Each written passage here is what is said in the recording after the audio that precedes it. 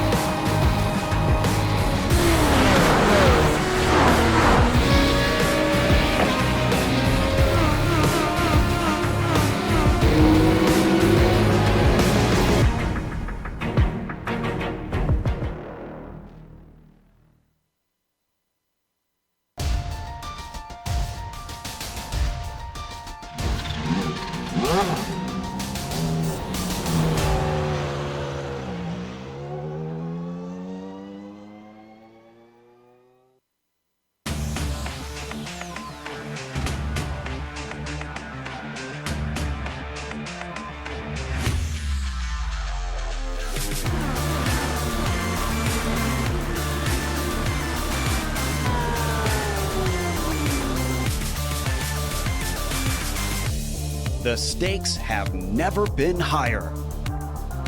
The competition has never been stronger. 42 drivers, 25 rounds.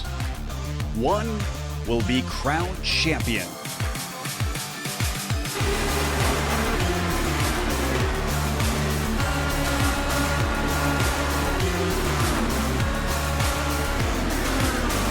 Competition. Commitment, excitement. This is Lionheart. You're watching the premier American Open Wheel Series on iRacing. The Lionheart IndyCar Series presented by First Medical Equipment starts now.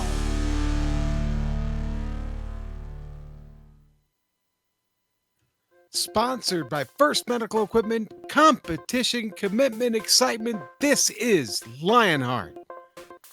Kansas has been the site of some spectacular finishes in the Lionheart Series. And, back in 2016, the finish was so close that, well, yes, the commentators, us, I was on that broadcast, we didn't even know who won. But this year, the racing in Lionheart IndyCar Series has produced some spectacular moments, such as the Indy 500 decided by a scant 2/100ths of a second. Put these two ingredients together and you virtually guarantee an awesome race tonight. That might be why we've called it the GSRC Big Joe Show Spectacular. Tonight, all of the simulated Dallara IR18 action of the Big Joe Show Spectacular at Kansas Speedway will be live as it happens right here on the iRacing Esports Network. Good evening, folks, from the Sunflower State. Hello, and welcome to another GSRC broadcast and the Sim Experience Countdown to Green. Over the next 15 minutes, GSRC will bring you all the storylines, all the stats and facts you need to appreciate this race tonight here, the Big Joe Show Spectacular at Kansas Speedway. That will immediately follow as we count down to green. Coming at you live tonight, it is the great Richie Hearn sitting alongside me, Sean Ambrose. We've got Amjad Yaman back there twisting and tweaking the dials for us, armed with cameras locked and loaded by the great one, the almighty Dougie Beard. Richie, I heard you had some intense moments on this track just a few years ago. Why don't you tell us a little bit about it and maybe a little bit about your time on this track? Yeah, well, thank you, Sean. And it wasn't just a few years ago. It was probably more like 15 years ago. Seems like just a few years ago. That's but yes, few. Yeah, right. But yes, here we are at Kansas Motor Speedway, located, as you can guess, in Kansas City, Kansas. It is a true D-shaped oval, 1.5 miles long. It's fairly banked, 17 to 20 degrees in the corners, just about 5 in the corner in the straights. That front straight is a little tricky with that bank, but it does have a wide apron that you can use. The track is fairly easy to drive. Car's pretty planted, but it does get a little bit hectic because it does create a lot of pack driving, and that's what we're going to see tonight. So, driving around here at 230 miles an hour is not so hard by yourself, but you're running 3 wide, 3 deep. That's when it gets a little bit tricky. So that's what we're going to have to watch out for tonight. But probably the best way for you folks to really see what it's like to drive these speedway cars around here is to jump on board that GSRC lap guide.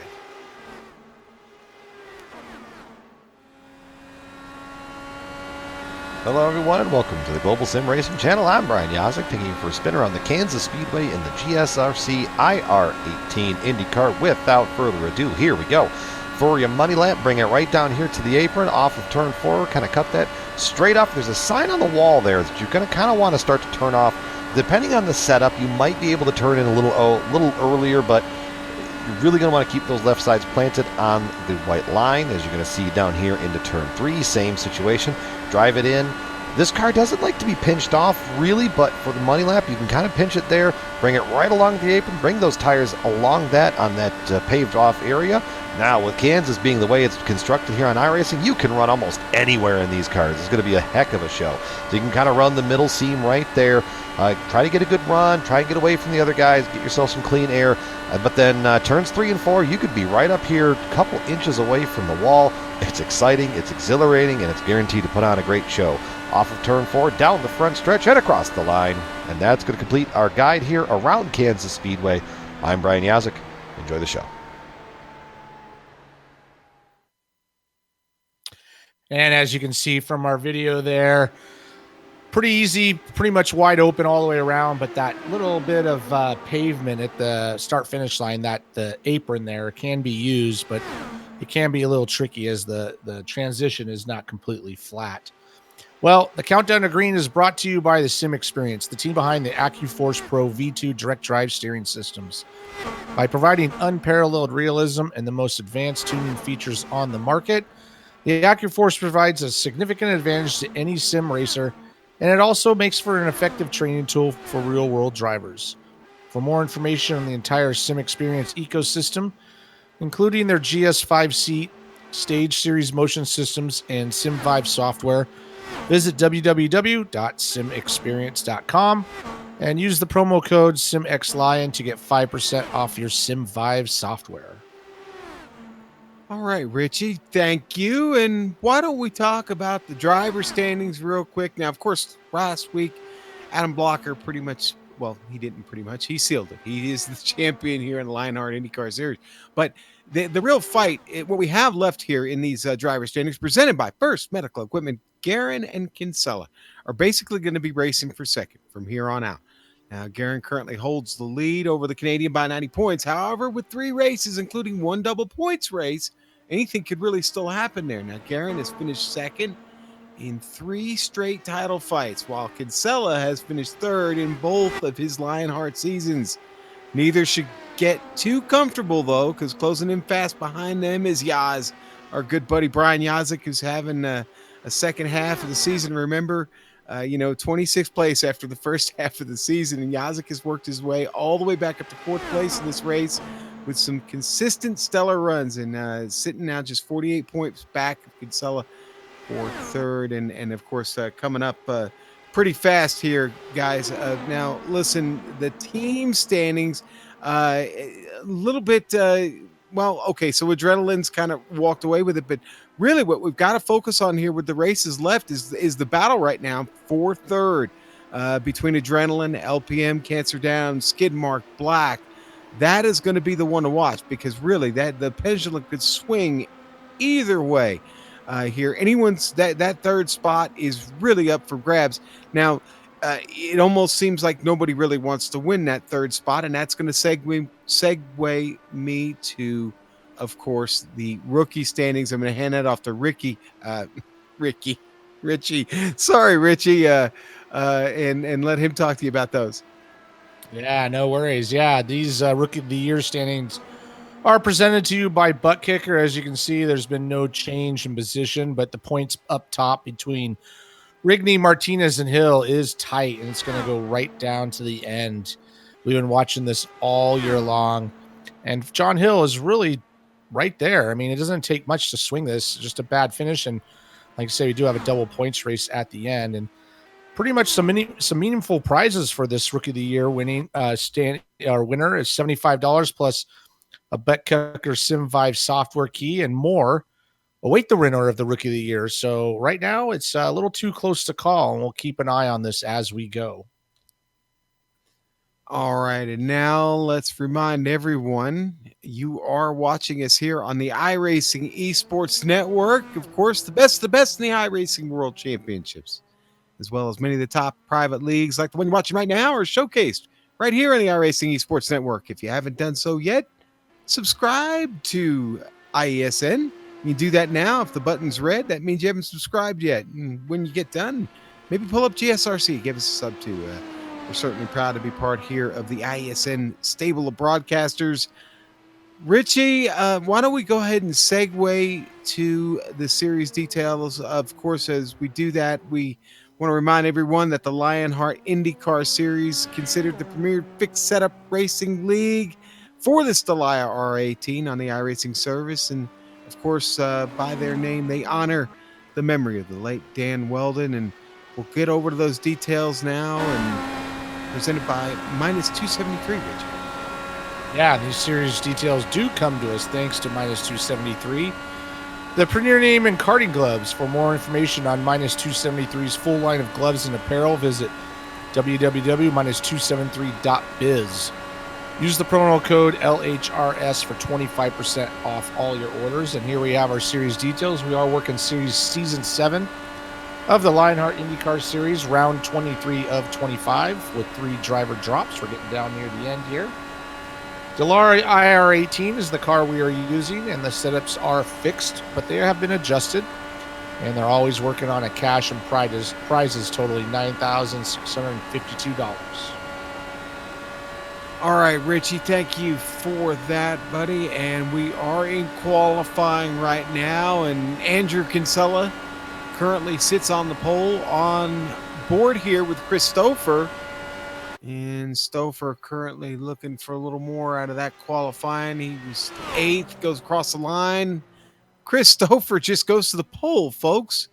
Not long. Brandon Lemkeman takes his spot atop the pole here as he decides that's enough. With 2.5 minutes left here in qualifying. Everybody got several laps in. Well, that wasn't long. Connor Harrington now goes top. It seems like this second lap much faster, Richie. Yeah, well, it takes a little bit to build up that speed. You know, it is pretty, like I said, pretty easy flat out. So when you leave the pits, you just got to build that speed up and get that momentum going. But these times are going to be really close. I mean, you can see right now, basically from 1st to 15th, 16th is only 0.7 of a second. And even look at the top 5, we're going down to the thousandths of a second here. For right, exactly. So, it's not going to really matter that much. You know, it's going to be pretty much a pack race. So really where you start is just a matter of how crazy you're going to be, whether you're in the middle, the front, or the back. And a lot of this is just going to be survival and getting near the end and race it right to the finish line. Now for qualifying here, they've gone late in the afternoon here, partly cloudy skies, 93 degrees on track. It's only about 74 outside, 74, 75. But it's just after 5:30 in the afternoon, virtual standard time now, as we watch Brian Carey, Adrenaline Motorsports Red, come around, see what he can put on the board here with just about a minute left. Carey's still looking for that first lap here to qualify. Decided to come out late. Harrington's still holding on to the pole. Those times between 1st, 2nd, or 3rd, you got to really, and 4th. I mean, basically, Anzaldo and Lini tied, all the way down to the 0.005 of a second, and boy, that's I don't think I've seen that before. Galvin comes out at his second lap there, and that was only good enough for 16th. There's Dandy Dan, and there's the pole for Dan Guerin. He'll be happy with that. Dan, of course, announced he's stepping away from a little bit of competitive racing here in the Lionheart IndyCar Series next season. Certainly looking for a couple more wins before this is all said and done with. That's a good way to start with pole. About 10 seconds left in qualifying. Yeah, this track is right up Dan Guerin's alley. Being a super speedway, he's always really, really, really good at these races. Yeah, it's right up Big Joe Hassert's alley, too. So, although he didn't qualify very well, let's go to the grid here. And we'll tell you where Big Joe's at. But on the front row, it's going to be Dan Garrett and Connor Harrington Second row, Ron Hacker. Georgia and Salo with a great qualifying effort there on the outside of row 2. Row 3, Chris Laniti and Brandon Limpman will start 6 in his number 73. Row 4, Tony Schowen and Chris Stouffer will start 8th today in a number 7. Row 5, fielded by Ken Hacker. He'll start 9th, and Tyler Groff is starting 10th today, Richie. Yeah, starting in the 6th row in the 11th position is going to be Brian Yazik, and right next to him will be Andrew Kinsella. Starting in 13th will be Brian Beard, and 14th will be Steven Larkamp. Starting 15th will be Big Joe Hassert, and 16th will be Damon Martinez, one of our Rookie of the Year contenders. Starting 17th will be Jason Galvin, and next to him, Mark Cohn in 18th. Justin Weaver starting 19th, and right next to him will be Brian Carey in 20th. James Brandt, I'll just finish it out. James Brandt in 21st. Christopher Reagan making his second start here will be in 22nd. Really surprised to see this. Adam Blocker, our current champion, is going to be starting 23rd. And 24th, 25th, and 26th. These guys did not put a time in. That'd be Bart Workman, Mike Rigby, and Sage Carroll.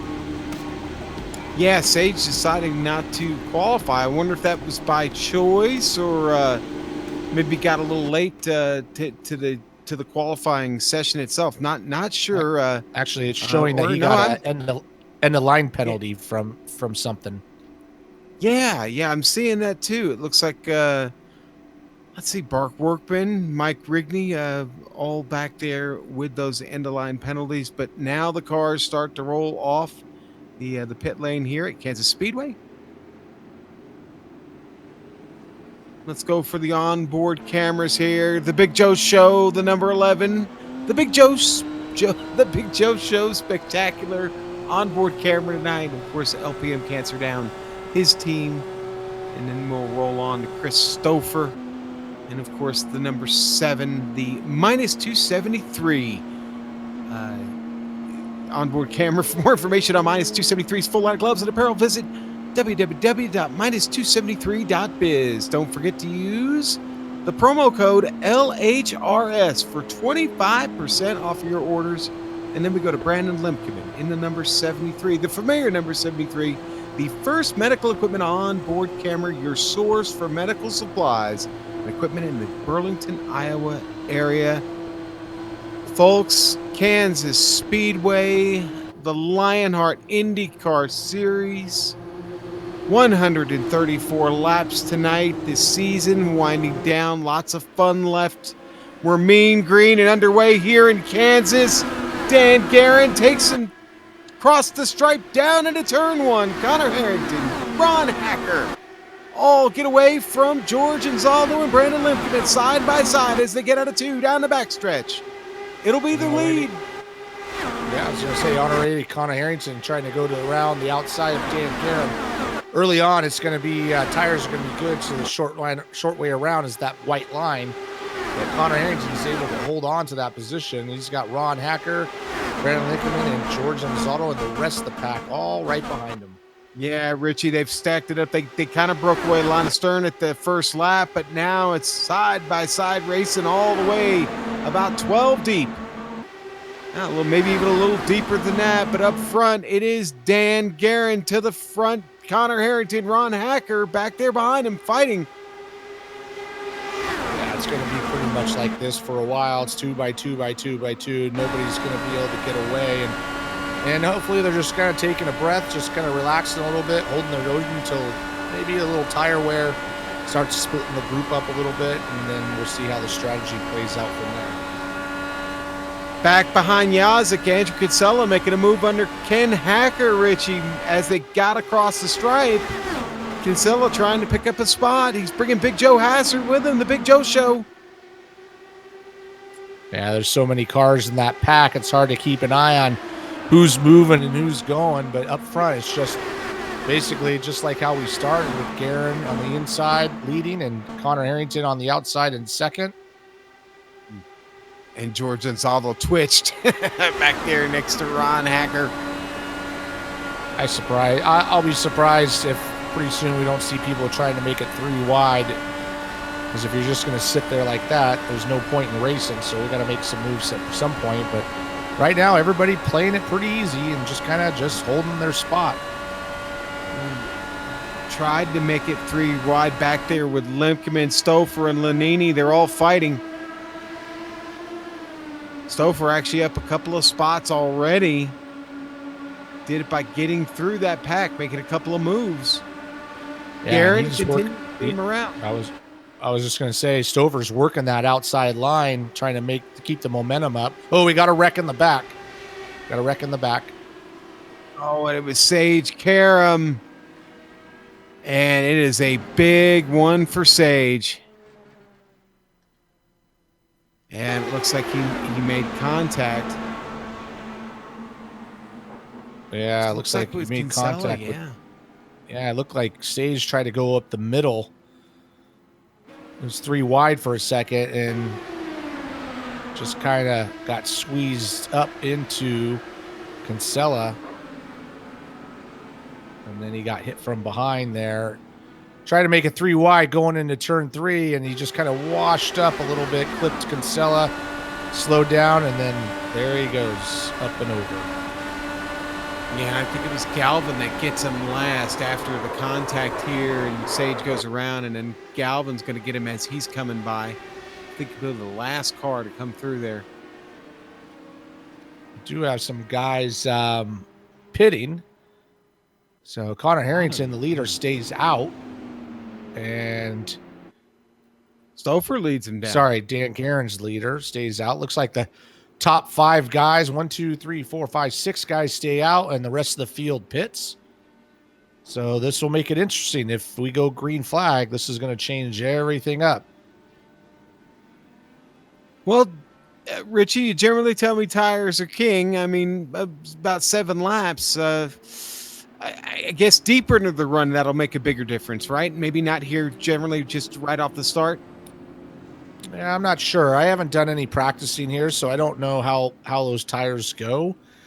I don't think it's so much a tire thing. I think it's more of a fuel strategy thing. Okay. So they might be expecting like a long green flag run and take the time to pit. So I think that's pretty much where it is. I mean, if you're in the middle of the pack, sometimes you got to take this chance. If you can't get by everybody on the track, take a chance on your strategy. Now, I've got some information that they're telling us a solo run about 37 laps. They thought maybe the pit window would be somewhere between 25, 37 laps or so. So I guess we'll see for our leaders. Green flag will pretty much dictate all. We'll see. We got off to a good start there. Unfortunate to get that wreck there at the back, and certainly unfortunate that Sage Karam got caught up in it, and he's gotten out of the car for the evening. But we'll get back to racing here as the lights have gone out on the pace car. Dan Guerin leads him around one more time to get ready to go back to green flag racing here in the Lionheart IndyCar Series. The Big Joe Show Spectacular here tonight at Kansas Speedway. Yeah, we will have a single file restart here, so just be one long line of cars and probably see some people taking some chances early on. I do see that Andrew Kinsella survived that wreck, and he's back out there.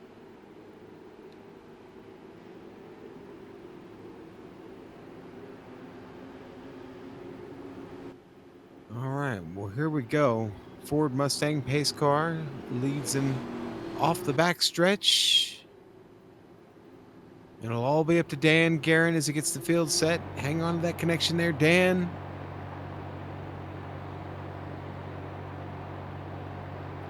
Very slow here on these pace laps. 70 miles an hour. Here we go. The pace car's off. Everybody waits on Dan, and now he goes. Green flag is in the air. Dan gets a nice jump on Connor Harrington. And the field quickly starts to spread out as we go down to turn 1. You got to go all the way back to Damon Martinez, Stephen Larkamp. That's where the racing is going on back there for 10th. Yeah, those guys spread out too wide. Everybody out in front of them is single file at the moment. That's going to change. But yeah, Stephen Larkamp trying to hold off. A couple guys behind him, Martinez and Big Joe, 12th. Oh, and this Stratford. Oh! We have a wreck up front. Harrington trying to go around the outside of Dan Guerin, and it might have been a little bit of net code. They got really close, and that's one thing you have to be careful of is getting that close because you never know what's going to happen. Yeah, As they get into turn one here, he kind of squeezed down, and I think he called it. I don't know. It was pretty close. Dan Guerin got a little movement on that, so it might have been a little bit of both. But yeah, that's going to be the end of Connor's race. Boy, it sure is. That car just totally done after that, and I don't know who that car was that hit him as he went down to the bottom. Thought he was trying to avoid Harrington and just plowed right into him. On board with Ron Hacker. This will be his view. Yeah, this will be a good view there. As you'll see, they kind of squeeze each other down. I don't know if they thought they were part of the Ferrari team or something. But they could have given a little bit more room this early in the race. But unfortunately, Connor's going to be out of the race. Okay, nobody opts for the pit lane. Not yet, anyway. Everybody going to stay out here. We still got a long. If I was in the back, I'd pit. You might as well just take the fuel, because you do have some people pitting there in the back. See that? Yeah. The fuel's free, so it's basically a free pit stop if you're running in the back. And you never know, if we go 100 laps, green flag, they're going to be looking pretty good. Good point indeed, and Bart Workman leads that group down. I think it's Adam Blocker, Andrew Kinsella. They're the ones who I would follow. They always seem to get the strategy pretty much right on the money. Now, not much changed from qualifying to the race. Temperature's down a little bit. It's down to about 90 degrees now. So as the afternoon continues into the evening here, almost 6 o'clock, virtual standard time, 6 o'clock p.m. that is.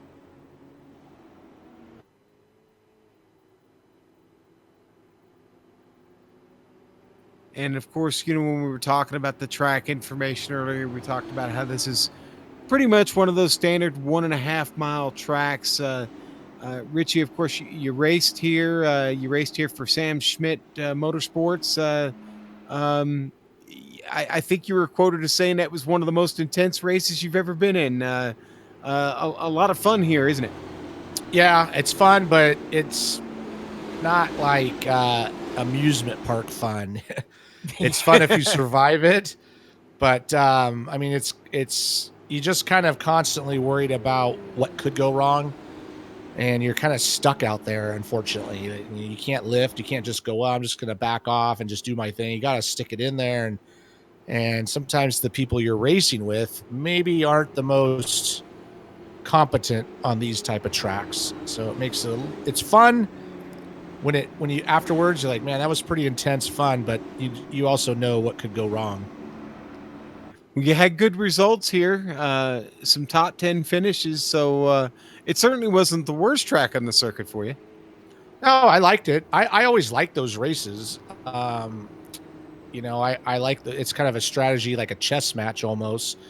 Right. But I also know how intense it can be, and you know, like I said, it's not like woohoo, this is so much fun. It's more like, yeah, that's pretty intense. Yeah. I don't know how to explain it, but it's pretty wild. It's that adrenaline rush that a lot of thrill seekers, you know, are constantly going after. And I can absolutely relate to that somewhat. Certainly not the speed of it all. When you talked about in the pre-race when we were chatting about over 230 miles here, I think I'm good in my 93 Camry. I'll stick with that. So. At least at my age now. So, well, me too at this point. All right. Well, we get ready to crank it back up here. It's still Dan Guerin. It's still Ron Hacker, George Anzaldo. Your top four basically have stayed out. Ken Hacker back there in seventh. In sixth. He's actually stayed out as well. Christopher has taken a stop, but he finds himself in fifth in the middle of these guys. The race still very young. The lights are out on the pace car as we head down that backstretch. We'll restart with 119 laps left to go here in Kansas.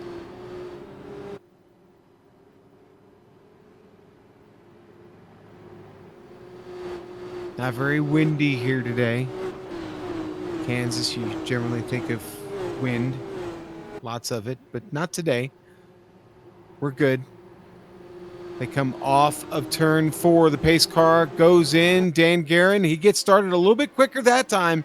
Doesn't hold up the field. Everybody gets started off at about equal pace. They get a nice spread across the front straight, down into turn 1. Yeah, they're all really spread out, especially if you go back to about 8th or 9th position. But here comes Ron Hacker on the outside of Dan Guerin. He's going to bring along George Anzaldo. They're going to leave Dan Guerin alone on the bottom, but he does a good job. He always does a good job at these tracks, just hugging that white line, making it really difficult for these guys to go around him. And I think that's one thing that makes him successful at these tracks. He just does a good job at protecting that spot. But right now, everybody's packing back up. Yeah. Dan Guerin still has a lead. Ron Hacker's still going around the outside, but all of a sudden now we have, instead of a 2-car battle, we have about a 6-car battle or 7-car battle. That escalated quickly. It only took a lap and a half, and so much for the line of stern racing. It's done. George Anzaldo's still hanging there on 3rd. He is running that higher line a little bit, and I see creeping up in that higher line is Brian Yazik back there. Yeah, A little George further Anzaldo's trying to hold that higher line, but he's got basically Christopher going even higher in the corners, trying to get around him. So he's trying to do 2 things at once, trying to stay in the draft of Ron Hacker, but also keep Christopher behind him. Brian Yazik doing the same thing, peeking out above, and he looks like he's going to try to go around the outside of Christopher as Christopher decides to go down to the bottom lane. You got to be careful Stouffer doesn't try to make it 3 wide. One of those guys that is always willing to take a risk. Meanwhile, while they're going too wide and punching a hole in the air, it's starting to bring more and more cars from the back into this battle. And this is how it's going to be all day long. It's pretty much nobody's going to be able to get away, especially when they're running 2x2. Yeah, you talked about the guys that were bringing in. It was Damon Martinez and Steven Larkamp they're bringing along with them. The Big Joe Show just behind them. So that makes that pack now about 11 strong. Boy, it's going to get dicey really quick here. It's just as I said that. It already is dicey. Yeah. More cars coming into this picture, though. Here comes Brian Beard and James Brandt back there now into the picture. And I also keep you updated on a Rookie of the Year battle. Damon Martinez sitting 9th. Brian Carey sitting in 14th. John Hill is not here tonight. So it's really those 2 guys battling for the championship lead at the moment. Or Rookie of the Year standings lead, I should say. Trying to hold our breath here a little bit. We'd love to see this continue green at this pace, at this level of excitement, but you just got to wonder, somebody just has to lose focus for just a nanosecond, and it could all go wrong for the entire field.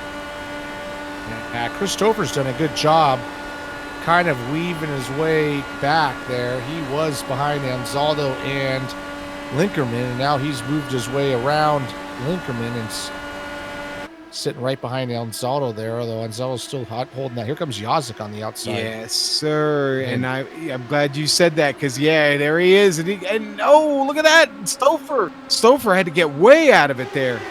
And that Ron Hacker's going to go to the lead. Yeah, that checked up Lincoln as well, and you said Hacker now in the lead.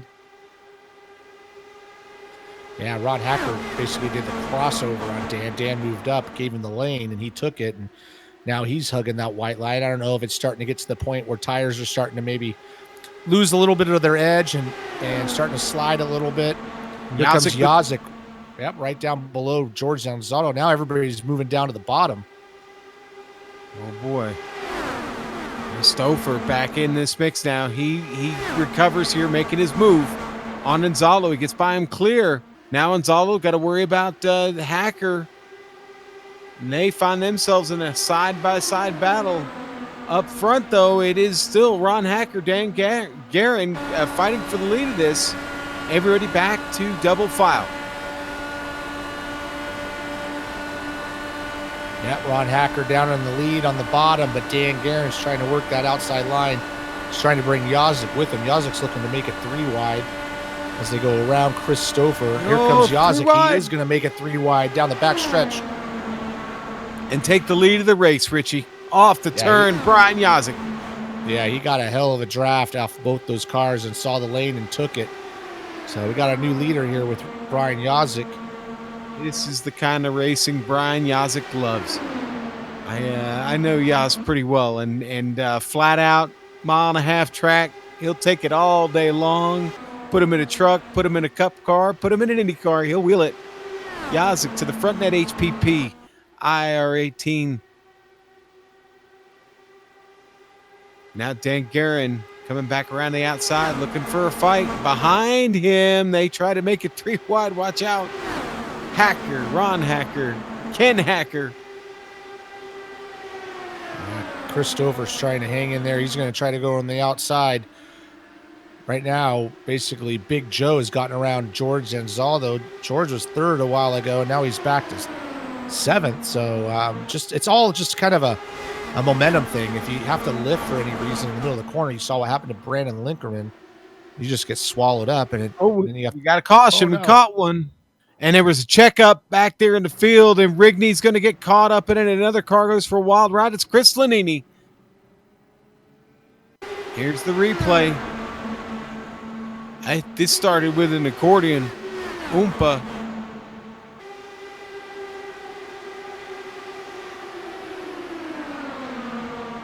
Still trying to see here who checked up and why. Looked like maybe Groff checked up a little bit there, Richie. Little hard to tell, but boy, it sure doesn't end well for Rigney.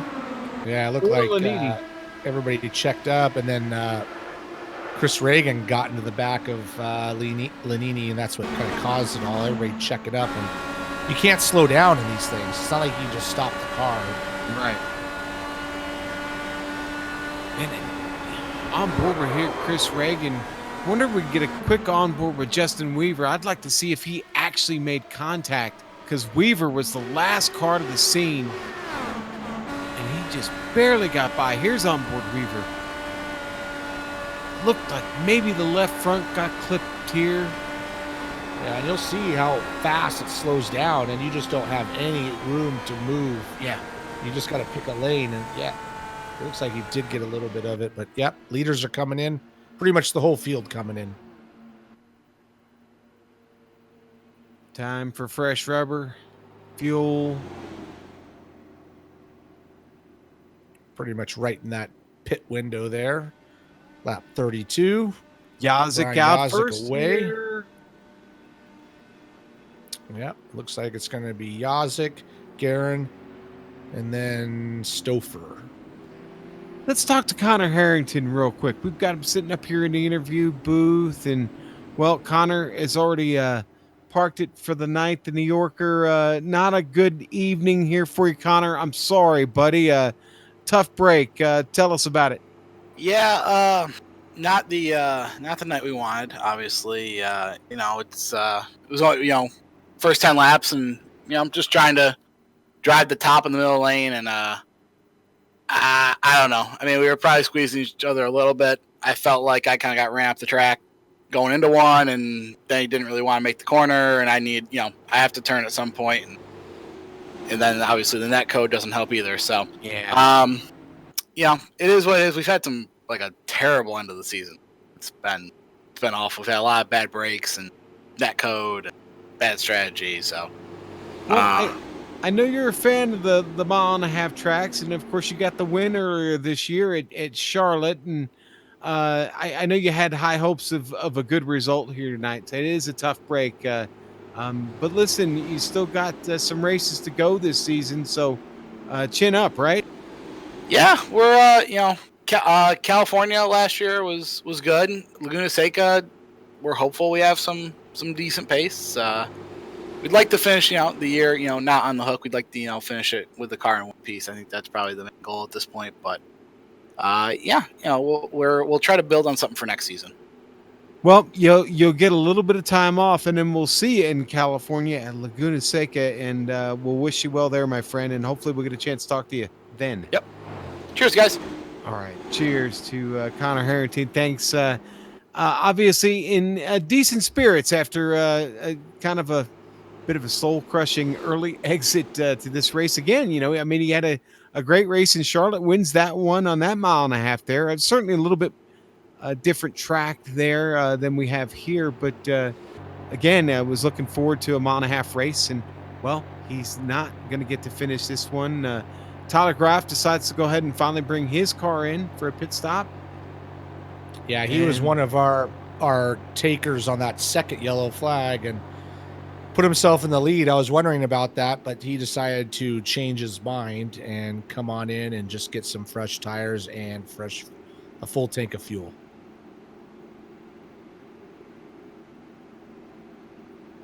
Well, Richie, here, 100 laps to go. We've knocked off 34. It doesn't take very long to get around here. We do it in just under 25 seconds, which, again, is just amazing speed. In comparison to other 1.5 mile tracks, that certainly ranks Kansas up here. Like you said, it's flat out. Certainly got to rank it as one of the fastest 1.5 mile tracks that we've got. It is. It's pretty much exactly like Chicagoland Speedway too. They built a couple of tracks that were pretty much identical, and the key is that it's pretty much wide open. It's a wide track, and it's got a healthy banking at 17 to 20 degrees. So there's a lot of track holding the car up. So you don't really need a lot of mechanical grip. It's just a matter of just getting the car to work in traffic and just having the guts to stay in it. And Yazik stays in it with foot all the way through the accelerator, across the start finish line, on the first turn. He gets away to a nice start on Dan Guerin, but as we've seen on the couple of previous restarts we've had, it won't take long for this pack all to get back together and get to racing. You got to go back to Big Joe, the Big Joe show. Back there, that's where you'll find your first little battle areas with Ron Hacker. Now up front, it is already being contested. Yazik has been caught by Guerin. He comes around the outside. Chris Stouffer just behind them with the bird's eye view. Yeah, as we've seen, it gets stretched out, but you can see here comes the pack, especially as these guys go too wide, too deep. They're bringing in Big Joe, and he's bringing the rest of the cars with him. So in about a lap or two, we're going to have that big, massive pack once again. Love that shot from the minus 273 onboard camera. And Yazik continues to fight tooth and nail for the lead of this race. He wants it. He wants to hang on to it. He'd rather be up there in the clean air just riding by himself, but he's got this fight with a guy named Dan Guerin right there to his outside. Ken Hacker back up here in the top 3. Look at Big Joe Hassert. The Big Joe show is in the top 4, and he's going to be battling for the lead here in just a moment. Watch out. Yeah, and he's bringing along Chris Stover, George Anzaldo. Ron Hacker's getting back in the mix. So once again, we've just got one massive pack.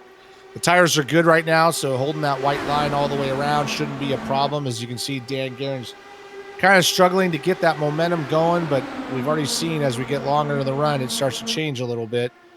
These guys just need to be a little bit of patience and wait for that moment. Patience. Ooh. We see up front there, not seeing a whole bunch of it. Ken Hacker having a dart, make a move there, avoid Dan Guerin. That puts Hacker down on the bottom. Hacker going to battle him to the line. Ken Hacker officially registered as P2. Yeah, Dan Guerin was trying to squeeze Ken, and Ken wasn't having nothing of it. He does start to wash up a little bit. Now, we got Brian Yazik kind of trying to hold off 2 lanes of traffic here. He's kind of got the clean air behind him. He can pick whatever lane he wants. Ken Hacker doing a good job taking over that position from Dan. Dan's going to go down to the bottom and try to cut underneath him. Almost thought about 3 wide there as they go into turn 1 here. Boy, Yazik really, really making it tough on both of those guys to get any kind of an advantage on him. Just continues to change his line and try and just keep the air off of him.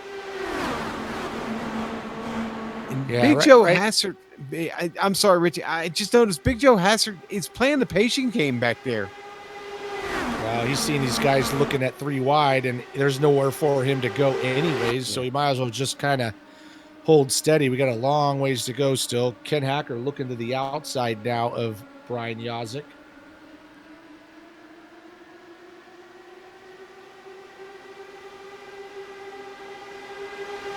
Yazik will come across the line. They're going to try and go 3 wide into turn 1. Here we go. Dan Gehring going to make it there. He's going to back off just a little bit, all the way to the top. He's going to settle back in behind Hacker. Looks like Dan's got the speed, but there's nowhere to go. It's hard to make that third lane work because you got to go so much farther distance-wise. You're just going to need one big draft to get by. Kind of need the move that Yazik made where he went from the top to the bottom. That's how he made that pass for the lead early on, as they go 3 wide through turn 1. They're making it look easy right now, almost like a ballet. Here comes Christopher. We haven't talked about him in a minute. He's now back up to the front. Stouffer now officially registered in 4th. Brandon Limkeman making a move here on the top side. He's starting to come through, bringing Stephen Larkamp with him. So everybody's starting to bunch back up here, still battling for the lead side by side. Ken Hacker, Brian Yazik. Right now, the only safe seat in the house is pretty much Brian Yazik. Everybody else is kind of on pins and needles as Dan once again makes it 3 wide into turn 1. He just can't keep that momentum going. Wow, Hacker. Ooh, that was close. Boy, yeah, almost a side pot of Hacker, almost there in the Yazik. I don't think I've blinked since this race is gone green, Richie. I'm starting to get dry socket here, I think. Yeah, we gotta be careful squeezing each other down this early in the race. Here goes Dan. Dan's gonna do what Brian Yazik did to him. Go from the top lane to the bottom and retake the lead. That's gonna put Brian Yazik in the middle. Yazik decides to stay there. He really doesn't want to give that to Hacker at all. Yazik's like, you know what? Dan's enough. You shall not pass. Speaking of passing, Stouffer goes to the inside. Ken Hacker's in the wall. Ken's in the wall. Stouffer goes to the inside.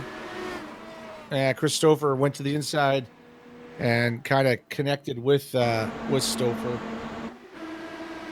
And we stay green, but we go to the replay here. You're going to see the move.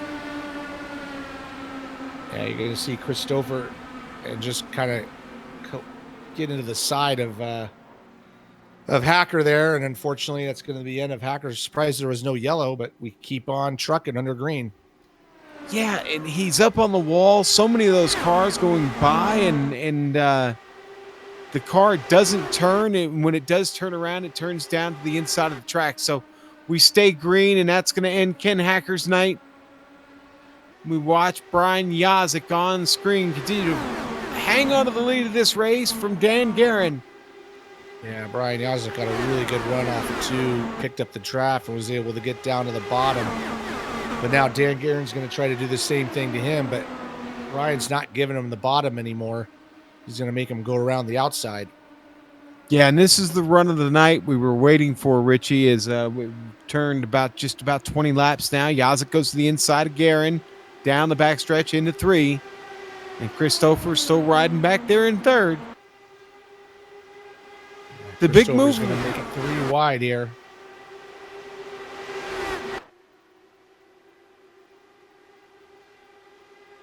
Yeah, they tried to make it 3 wide back there just behind him. Big Joe still fighting with Brandon Limkeman. Limkeman having a really solid run tonight. When Ken got into the wall there, it kind of separated the pack out a little bit.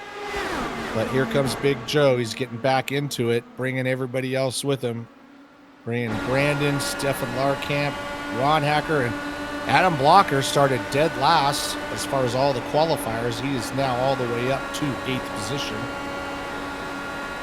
Yeah, here I was talking about Big Joe and all the spots he's picked up. I overlooked that. Blocker certainly fighting through this field. Started 23rd tonight.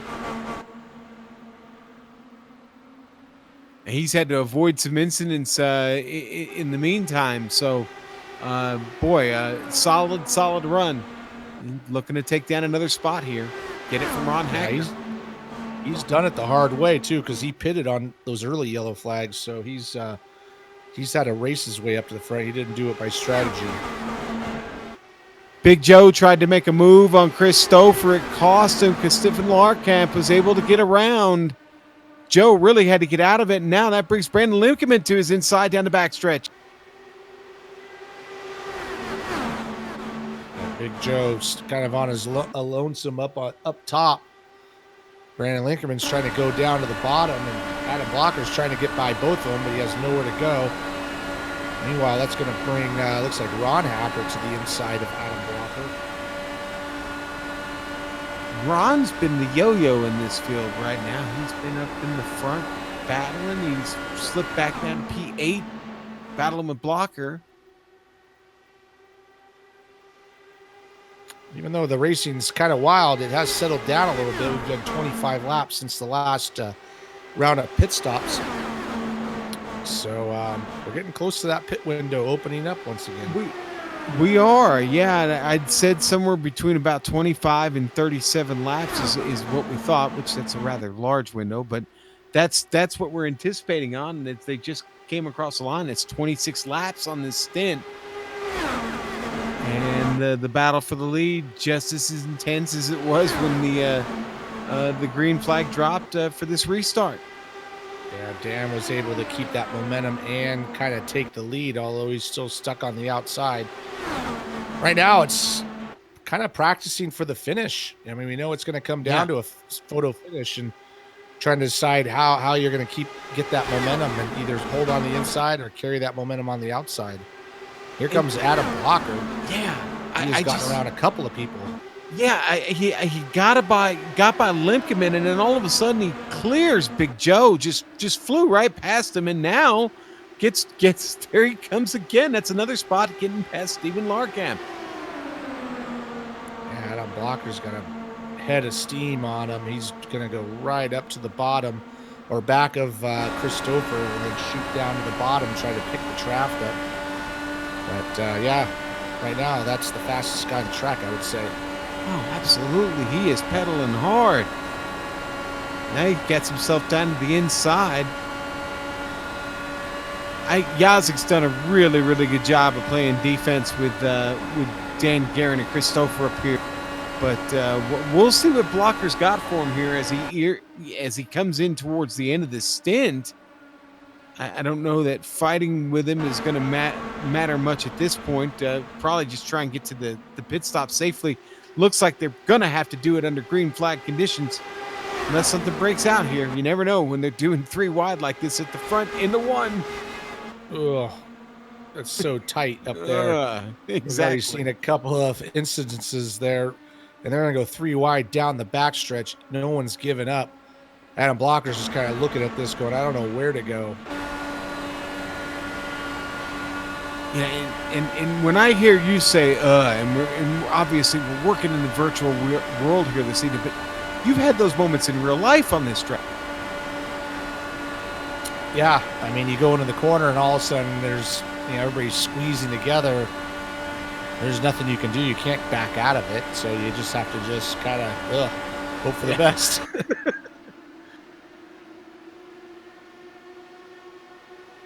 Well, it certainly looks like a lot of actual fun here on track tonight here on the iRacing service. And Yazik, Guerin, Stouffer right now making it look just as real as it ever has. And Adam Blocker, again, we can't say enough about the evening he's had. He's got the pace now. He's made it to the party. But boy, they're going to be thinking about pit stops here any moment, and if Stouffer all over the place there. Yeah, Stouffer drove down to the bottom in the tri-oval, and Dan didn't want him to take that, and he kind of squeezed him down and made him get out of it. But yeah, lap 33 here, working lap 33 since the last stop. So I'm going to say these guys are going to go right to the limit because you don't want to pit under green. Yeah, it'll definitely be follow the leader when it happens. You want to be first. You don't want to be first, but what you don't want to be is out of fuel.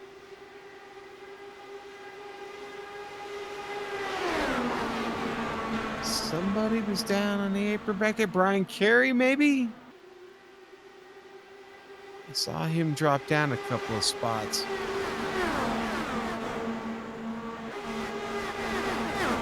Richie, they continue to go 3 wide up front for the lead of this race as we fast approach pit stops here. At some point, you got to put yourself in position to get off this track and into the pit lane. We haven't even really talked about that. Now, and one thing we failed to mention is that Mike Rigney, who is leading the Rookie of the Year standings, is out of the race, or he's back there in 36 laps down. Looks like he's still in the race, but he's way down, and the guy he's battling with is still out there. David Martinez sitting in 12th on the lead lap. Oh, and Stouffer almost makes contact up there with Dan Guerin. Yeah, he sweeps down and just about clips his rear tire.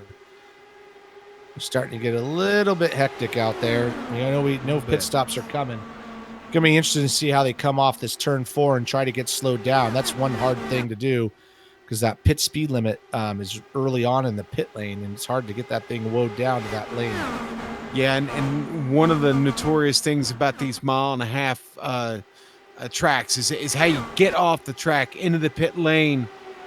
Always treacherous under green flag conditions. I always think of Texas Motor Speedway and what it's like trying to come down off of 4 into that pit lane. Charlotte Motor Speedway, another one that always reminds me how tough it is, but this one not much different. Guerin, Stouffer, choices to make here. Well, at the speed they're going at 220 miles an hour, it's 100 yards a second. So, every little bit counts as far as where you come out and what position you are if we're under green. And there we go. Guerin's off. Here comes Guerin and Yazik. Ooh, we got a couple guys locking it up into the pit lane behind them, but we got a couple guys taking it, a couple guys not. Stouffer and Adam Blocker, Big Joe, all those guys stay out. Stouffer already into turn 3. Brings Adam Blocker with him. They come off of 4. They're going to stay out. Yeah, you got to get in that box just right. Every second counts. Dan Guerin up.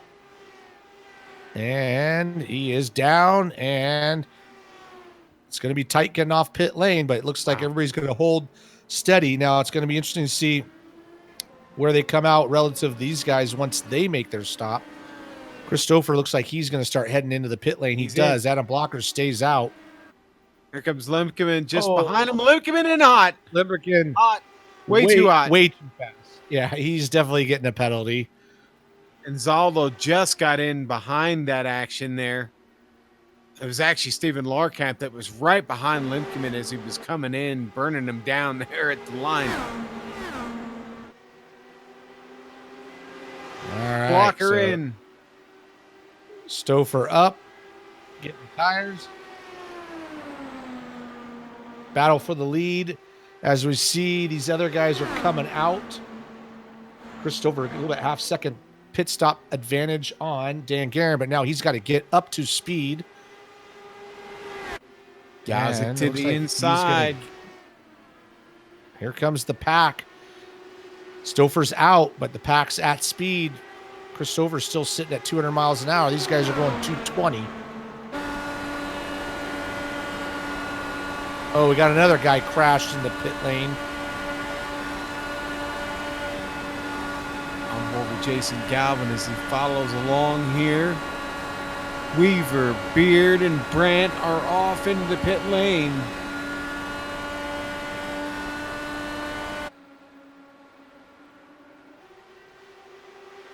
Well, Chris Stouffer, great job on his pit stop. 4/10 faster than Dan Guerin, and it's basically what he's got on the track. He's out by himself. These guys are 2x2 racing hard behind him, but they did not catch him. They will catch him, but right now, Chris Stouffer all alone. Well, what a great stop by Stouffer to pull that off. He wasn't even the fastest one on pit lane. Looks like Blocker was one of the fastest stops. Even Jason Galvin was really quick. And there's a driver we haven't even talked about this evening, Jason Galvin, now up in the top 5 as he fights with Big Joe Hasser, the Big Joe Show. There's Jason. He started 17th tonight. Again, barely a peep from him. He probably doesn't mind that action. Yeah, we don't want to give anybody the commentator's curse here for sure. Not tonight. Not tonight. Christopher's lead is gone as Brian Yazik has dragged everybody up to him and back on. Race is on. Here comes Brian Yazik. He's going to look right here to the inside. Not able to do it. The Watchman going to let him by. Mark Cohn moves to the very, very top of the racetrack as he's got all this other traffic coming by. Here comes Adam Blocker.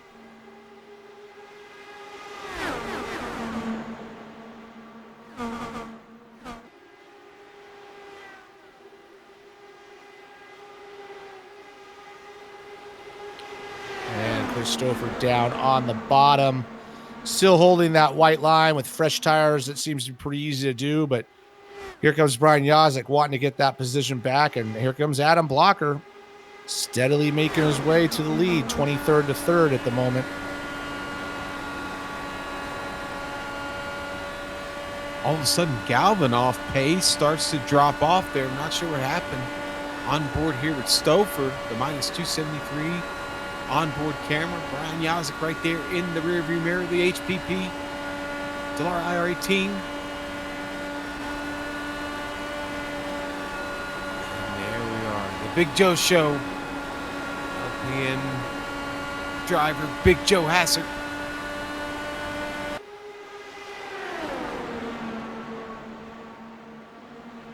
Somebody in the chat wanted to know if that was actually his real name, Big Joe. So, well, it is his real name. It's Big Joe.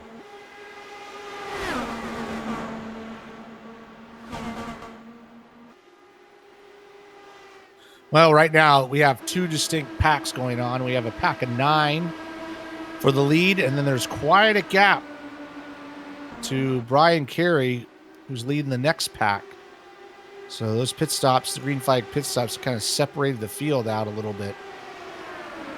They have, and you know, I'm starting to look at the number of laps we've got left in this race and think about that fuel window we just had.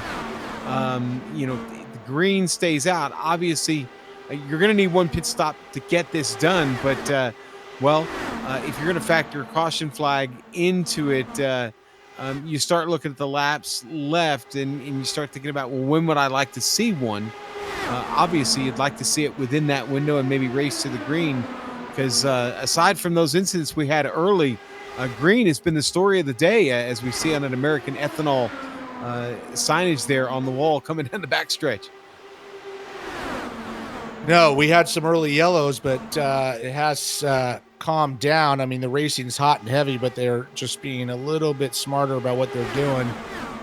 And I'd like to see it go green the whole way, just to see how the strategy plays out.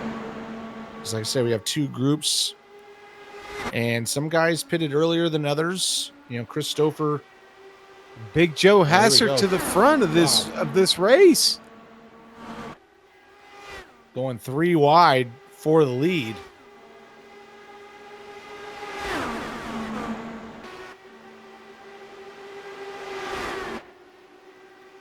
Dan Guerin still holding on to that second spot. Chris Stouffer's trying to make it 3 wide, but Dan does not want to let him up there.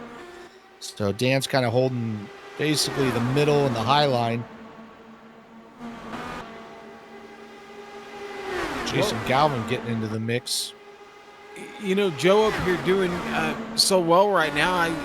we'd be remiss if we just sat on this. So he is our driver profile this evening, our spotlight.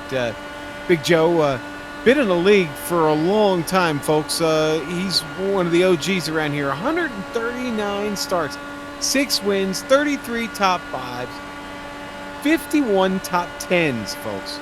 A couple of poles, but Big Joe always been fast on these 1.5-mile tracks. Always been here, always been a big part of the team here at Lionheart, and really one of the all-around great guys. Also a world-class dart player.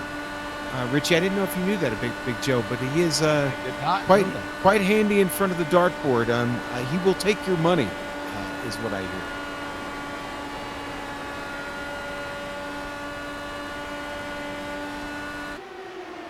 He's doing a great job as he's holding on the lead. Dan Guerin, though, just got a hell of a draft on him going down into turn 3. And he's going to reclaim the lead. But Big Joe's not letting up. Big Joe's taking it back from him. You know, Big Joe's completed like 12,571 laps in this league. That's insane. Oh, that can extrapolates like over 20,000 miles. He's led under 1,000 laps in the Lionheart IndyCar Series. Maybe tonight he leads the final one for another win. Maybe he can get win number 7 here in Kansas. Yazik checks up there, Richie. Yeah, Yazik went to the bottom and then had to get out of it real quickly as the door closed on him, and it kind of pushed him back. Adam Blocker be able to get back around him. No harm, no foul, but that could have been ugly for everybody behind him.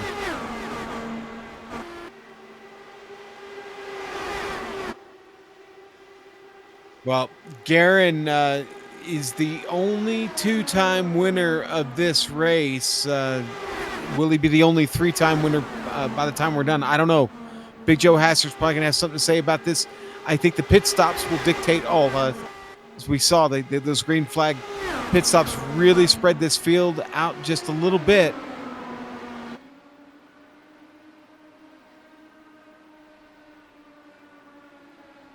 Dan Guerin takes the lead briefly, and Big Joe wants it back. He's feeling it tonight. Yeah, he really is. Well, it's the race with his name on it. Why not? Show off a little bit. Seems like there was something else about Joe in this track, and I just can't seem to remember it off the top of my head. But Joe's got... Oh, that's right. He holds the qualifying record here. That's what it was. Back from season 4. Now, Joe, no stranger to getting around here fast, for sure. Ooh, and he makes an evasive move there to the bottom. Move that wants to get him back into the lead. He'll do it. If any two guys have raced around each other a lot, it's him and Dan Guerin for sure. They actually have a friendly rivalry that goes back since the beginning of the league. Old friends, old enemies, frenemies. Going to do it right back to him. Going into turn 3 there is Dan Guerin's going to take the lead back. Meanwhile, Christopher's just kind of like zigzagging back and forth, looking for an opening for himself. This is starting to bring in a little bit of the next pack as I see Andrew Kinsella trying to lead those guys up to him. We're already working lap 24, 22-ish on the last green flag stop. So we're getting close to one more stop. If we stay like this, it's going to be one more stop to the finish.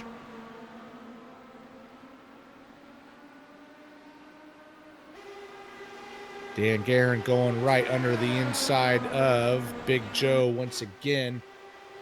As you see right there, gets the draft. 3 wide into the corners.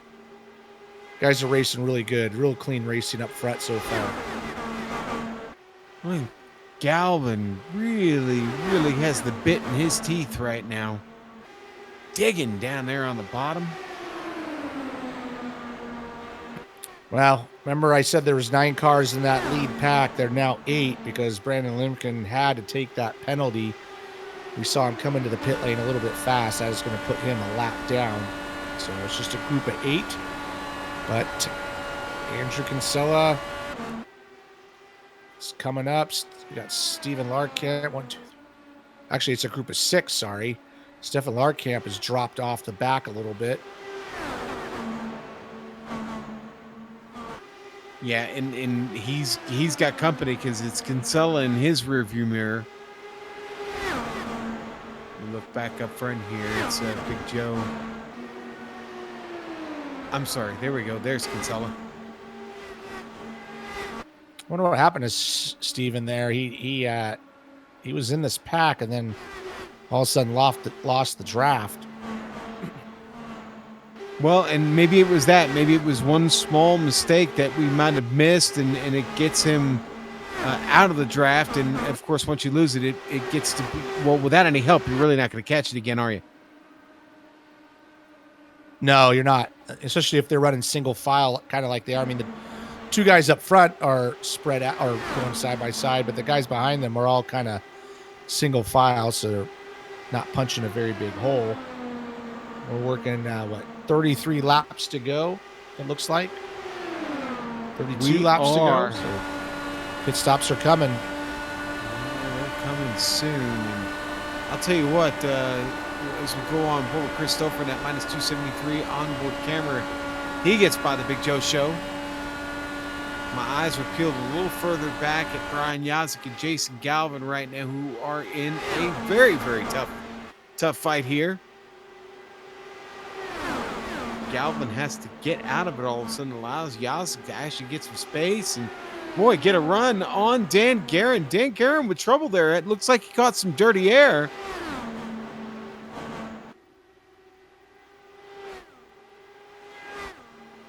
Yeah, he might have just had to lift a little bit there, and he just lose a little bit of momentum. And man, it really shows on the screen, and it takes a little while to build that back up. That's going to move Brian Yazik up to 3rd spot.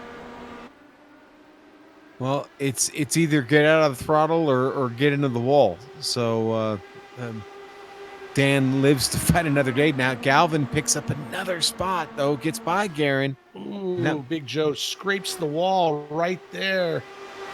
Scrapes the wall. So I don't know if it did any damage, but he's getting close. Doesn't look like it. He runs back past Christopher, taking the lead back.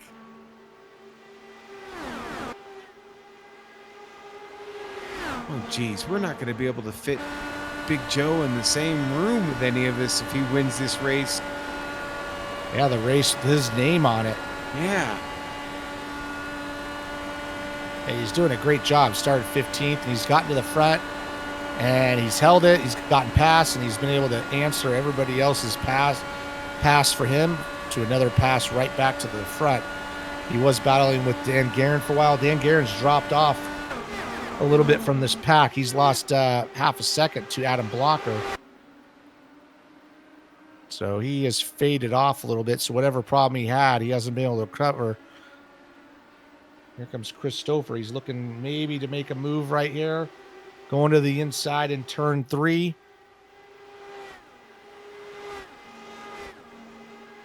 So we're working lap 34, 33. And we got our pit takers. Martinez is in. Martinez. Oh, we got a crash in the back. We got a crash on the back no. stretch. Looks like Adam Blocker. And a big one, too. Down. Looks like he made contact with Yazik. I have to go back and look at this, but and it was Galvin off of turn 2, Richie. We're going to see this on the replay. Galvin wraps it coming off of 2. He gets into Yazik and then hits Blocker. A chain reaction that gets damage for all 3 of them. A Blocker straight on his lid. Surely going to end that fast driver's day. Yeah, all that work that Adam did, that wasn't even his fault. It's just Jason Galvin got up in the wall, and then they were 3 wide and, just kind of pinballed into each other. Looks like Jason Galvin didn't even really get much damage, actually. You can see right here, he goes up to the wall, scrapes it, hits Yazik. Yazik hits Blocker, and Blocker's on his lid. Yazik's got some front wing damage, but he'll be able to get that fixed. But, man, right at the pit window. Remember, we were talking about that a little while ago. I was saying, when do you want that? If you're going to get a caution flag, where do you want it to come out? Well, not bad right here. Opportune for this field. And at the rate that we've had cautions, this could be the final stop. This could be the one that gets us right to the finish of this race. This race last year went caution free here at Kansas Speedway. So they certainly know how to get it done. And boy, that was a very, very, very quick stop as cars start to roll off. The Big Joe Show not going to get out first. Chris Stouffer going to get out in front of him. And then you got Dan Guerin and Jason Galvin. So Galvin apparently, and we don't know, we're not in the car, we're not behind the wheel, but not suffering enough damage to have to stay in the pits any longer than he did. It was an 8.8 second stop. Yeah. Even Brian Yazik was able to get out there fairly quick, got his front wing fixed. All right, Richie, I'll tell you what, we're going to take a quick break, and then we'll take a run to the checkers when we get back here on the iRacing Esports Network, the Big Joe Show Spectacular here at Kansas Speedway with the Lionheart IndyCar Series.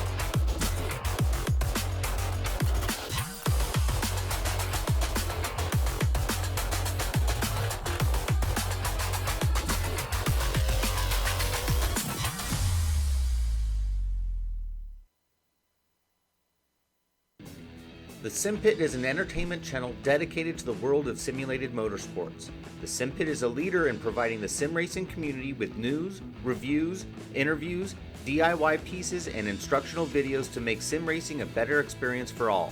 Check us out at thesimpit.com or go to YouTube and just search for the SimPit.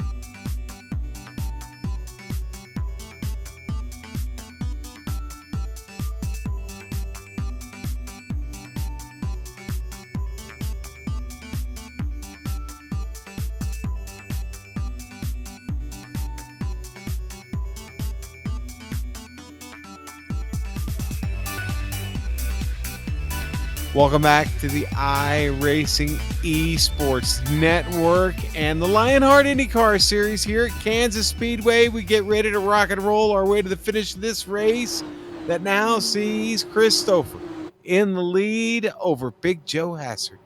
Of course, this is the Big Joe Show Spectacular. The pace car is in. Chris Stouffer has the field out of 4, and he's on the hammer. Gets a little bit of a jump on Big Joe. Joe slept on him a little bit there. It backs up Dan Guerin, Jason Galvin, Stephen Larkamp. And clean air for Chris Stouffer as he heads down through turn 2 and on to the backstretch. Single file start all the way down to about 8th or 9th, but we've also seen this before. Spreads out at the beginning, and then all of a sudden the pack is on top of him. Big Joe looking to go around the outside, and here comes Dan Guerin looking to go on the way outside. 3 wide, Richie. 3 wide. We just got this race restarted. Yeah, 3 wide. That didn't work. So Christopher's going to hold on to the lead as they head down the back stretch with Big Joe in second. But here comes Jason Galvin. He was the one that actually was the instigator on that last yellow flag. He obviously didn't get any damage. So that worked out okay for him. I'm sure he's not happy about it, but didn't hurt him too much. And look at George Anzaldo back into the mix there. Back in up the to mix. fifth spot. And Soup, if you're watching, buddy, we've dropped the disco ball. We got 20 to go, baby. Let's get out on the dance floor. It's time to boogie here across the start-finish line. Christopher, Big Joe Hassard fighting for it. Galvin Anzaldo fighting for it right behind him. Yeah, Anzaldo muscling his way to the outside there, going from fifth to third, not able to get to the lead. Everybody's got fresh tires, so that's not going to be an issue. Everybody's got enough fuel. So it's just going to be a chess match right here to the end. Dude, we get to talk to George from the podium tonight. He's got a great car, and he's running, baby. He loves that outside line. He was actually running it early on in this race. He loves it up there, obviously. And as it comes off the turn, he'll drive it down the track a little bit. Got to be careful. Oh, Joe gets in the back of Christopher. I was just watching that. Oh, boy. Oh, man. He just cut it a little bit close and clipped the back of Christopher.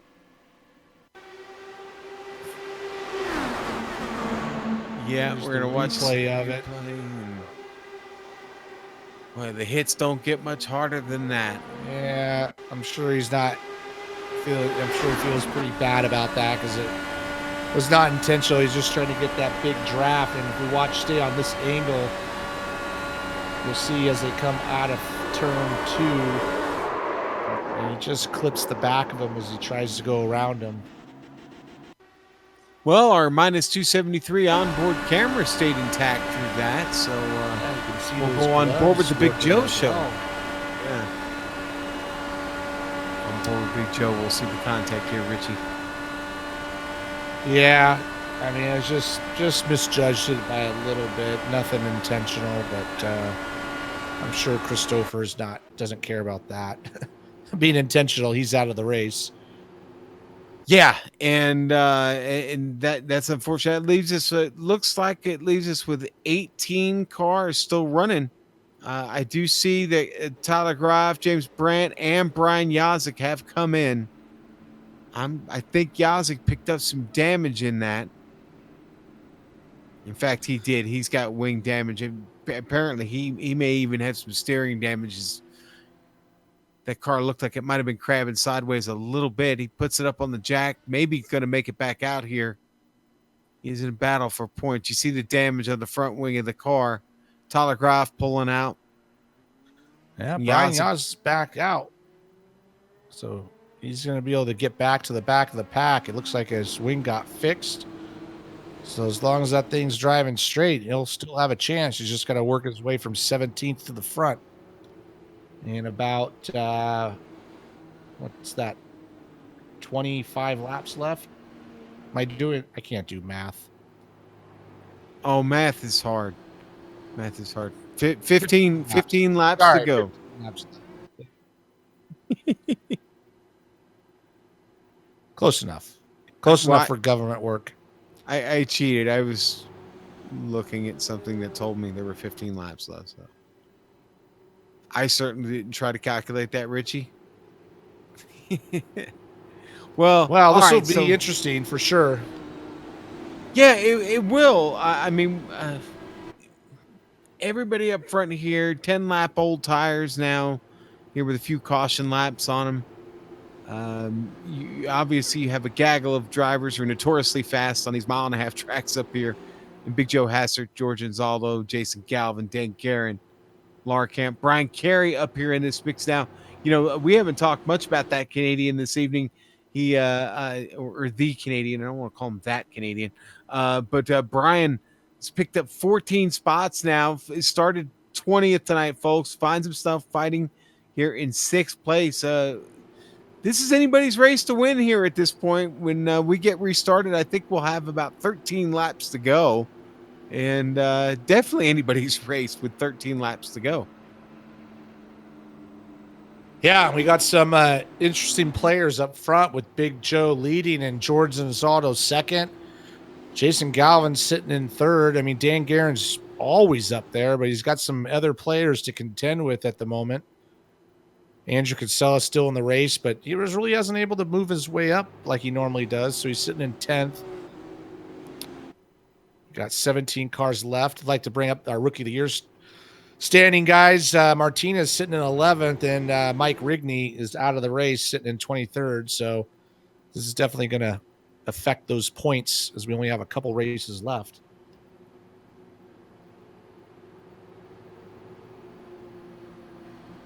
All right, the lights are out. We'll segue back to a green flag that will hopefully take us to the end of this race. Hopefully, guys don't get too overzealous here. You know, the most lead changes we ever saw here, and we're not even going to get close to that tonight. Well, maybe we will. I don't know. No, we won't. It was 39 lead changes back just last season. We've had some passes for the lead tonight, but we haven't had that many. No, I don't think so. As far as calculated out as crossing the line, we've had a lot of passes, but it's been, basically back and forth over the same lap.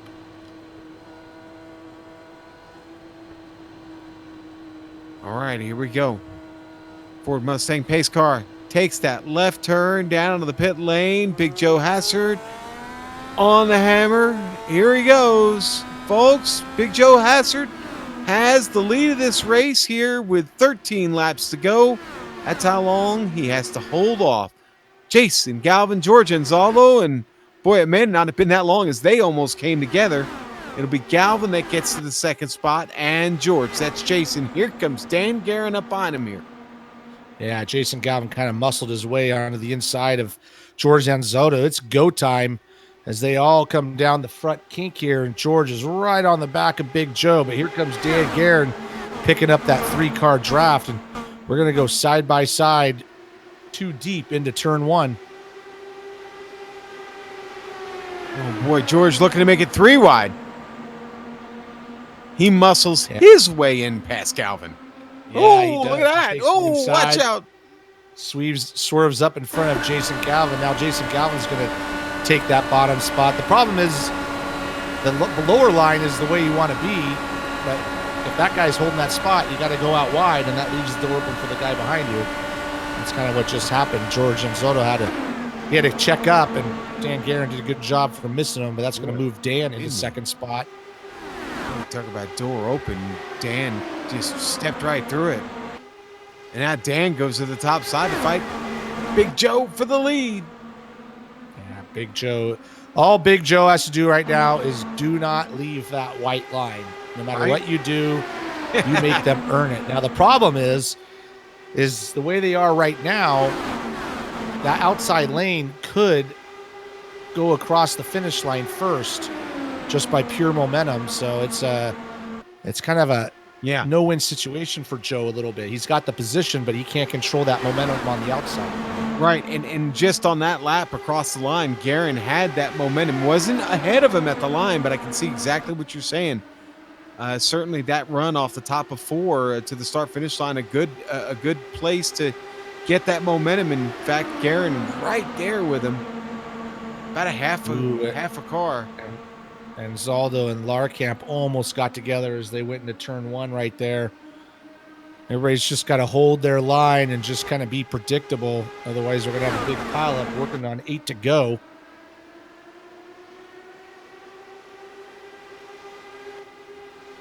Got one big pack here.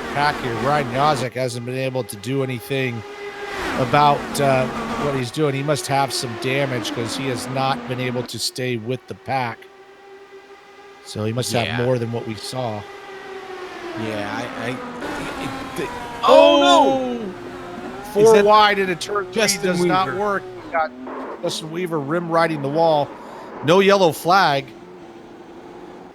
I saw the Moby Dicky wing in the air. Weaver falls all the way back in this field, and the yellow stays in the stand. Green flag is out. 5 laps to go at the line. 3 wide into turn 3. Anzaldo all the way to the top.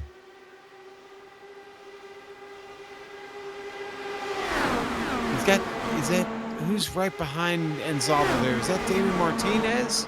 That is David Martinez. Yeah. So he's worked his way up to 4th spot. He's in 5th now, but it's Joe, Guerin, Anzaldo, Galvin. Oh, here comes Kerry on the inside. He almost went below the white line into the corner. That's not going to work. We are in no man's land here, so meaning next flag is going to end the race. Big Joe Hassert just wants to be at the front of him. Here we go, down the back straight. All these guys gripping that steering wheel as hard as they can because everybody's kind of twitching back and forth, trying to get a spot. So far, it's kind of quiet, but it's going to heat up here in about a lap or 2. Big Joe's listening to you, Richie. He is right down there on that white line, is not leaving. Guerin continues to fight to the outside because he's got nothing down on the bottom. Anzaldo moves down, moves back up, looking for anything he can grab onto. Galvin, the dark horse, there in 4th, down on the bottom. Yeah, there's no way that 3rd lane's going to get around them on the outside. We haven't seen that happen yet, but you have nowhere to go. The only move we've really seen is someone go from the top to the bottom, but if Joe doesn't give him the bottom, as long as he can hold on to that momentum coming across the line, this is going to be his race to lose. Going to come to the line. The white flag is out. The flag man has it. It's unfurled. It's waving in the air. Big Joe Hassert with 1 lap to go. Can he fight him off? Galvin. Galvin saves it. No, Galvin comes back across. Takes out the field behind him. Big Joe Hassert down the back straight. He has the lead. Dan Guerin up to the top. George Anzaldo to the bottom. They come 3. Linus Stern off of 4. It's going to be Big Joe Hassert. The Big Joe Spectacular. Dan Guerin loses it.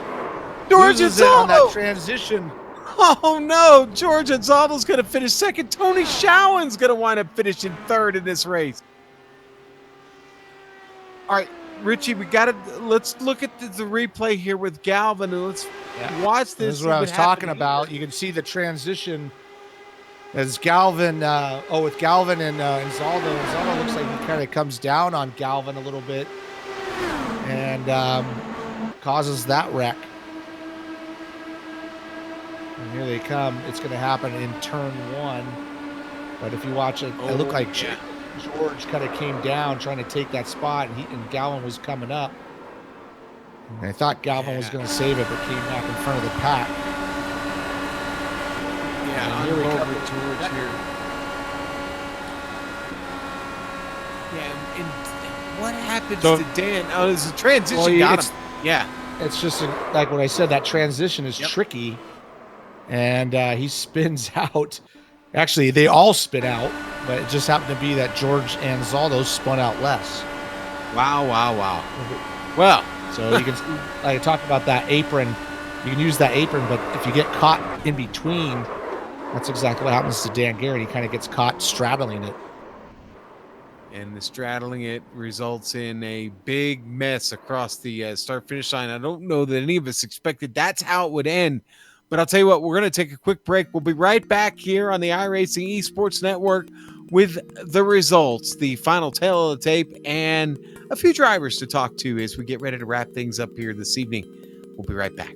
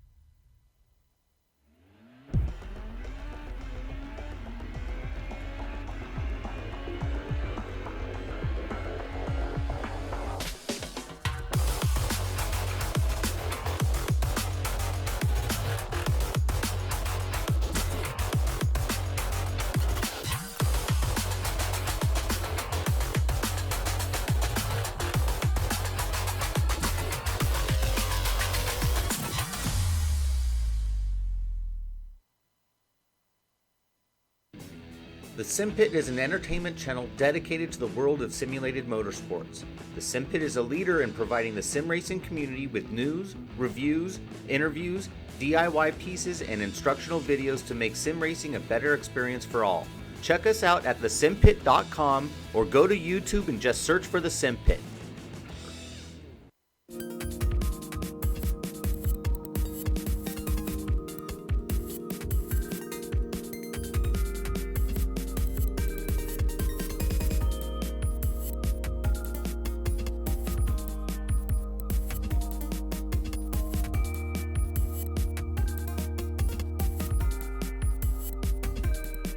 Welcome back on the iRacing Esports Network, and welcome back to the Big Joe Show Spectacular here at Kansas Speedway and the Plasma Tracks Victory Lane post-race show.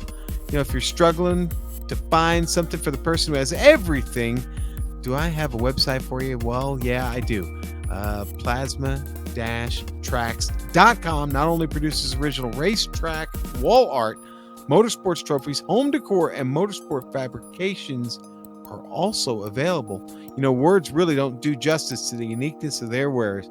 The only way to fully appreciate their artwork is to see it for yourself, but be warned, one visit and next thing you know, you'll be trying to convince your significant other why you need a Plasma Track wall art hanging in your home. See it all at plasma-tracks.com. Use the promo code LRS 2019 to get 25% off your order. All these companies love to give you 25% off. Now, let's bring you 100% of the Sim Pit finishing order for the Big Joe Show Spectacular here at Kansas Speedway. And, well, guess who won, folks? If you're just joining us, it's Big Joe. The Big Joe Show wins his race. George Anzaldo is on the podium, folks. There may be red stripe in his future. Dan Guerin will finish third tonight. You know, he was going to finish second, and then, well, he straddled that white line there coming to the finish line. Tony Schowen, fourth place. Bart Workman, fifth. Brian Carey, huge night for Workman and for Carey. Workman picked up 9 spots, 14 spots for Carey. He'll finish sixth. Ron Hacker, seventh. Brian Beard with an 8th place finish. Chris Reagan, 9th, and Stephen Larkamp, 10th. Richard. Yeah, Tyler Groff's going to come home 11th. James Brandt, 21st to 12th. Nicely done. Andrew Kinsella never saw him up front there, but he's going to come up 13th. He did survive. Ryan Yazek, a little problem. We did see him lead a bunch of laps early on, but a little problem at the end. Come home 14th. Damon Martinez got kind of caught up in that last big wreck before with Jason Galvin and everything. Comes home 15th. Last car in the lead lap. Jason Galvin's going to come home 16th. Brandon Linkerman 17th. Justin Weaver 18th. Chris Stover 19th. And Adam Blocker 20th. Sean? All right, we'll take the rest of the field here. The Watchman, Mark Cohn, 21st for him tonight. Ken Hacker, 22nd. Mike Rigney. That's a tough way to take it tonight for him. 23rd. Chris Lanini, 24th.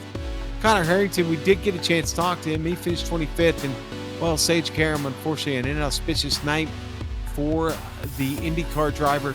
Finds himself sitting at the end of the field here this evening. But, well, the front of the field has got to be special, and it's got to be special for the Big Joe Show and the race namesake, Joe Hassert. Buddy, I have interviewed you in Victory Lane a few times over the years. This one's got to feel pretty special, man, with just a few races left to go in this season.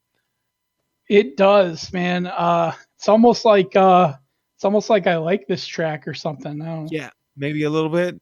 Yeah, a little bit of retribution for a couple years ago. I had that really close loss with Chris there. If I got into him at the end, towards the end there, I apologize. I was told it was net code. It didn't look like I got into him on my screen. I was really caught off guard when I saw him go flying, but I'm sorry about that. But second win on the year. I didn't know if I was going to make this race. Had a little bit of a gout issue earlier this week, but the meds kicked in here this morning, so I was able to get the loud pedal working. Well, that race earlier this year, of course, is Michigan.